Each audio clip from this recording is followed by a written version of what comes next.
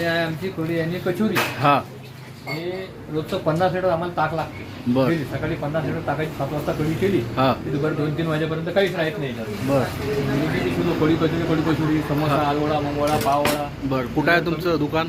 आमचं दुकान पातोर्डा फाटा बरं. संग्रामपूर तालुक्यामध्ये येते. हा हा पातोर्डा फाटा. बर.